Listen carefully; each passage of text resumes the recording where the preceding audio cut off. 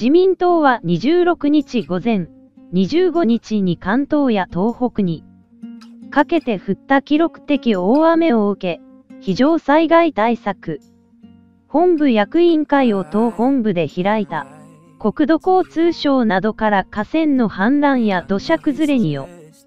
る被害状況を確認し、復旧支援のための令和元年度補正予算の編成を政府に求めることを確認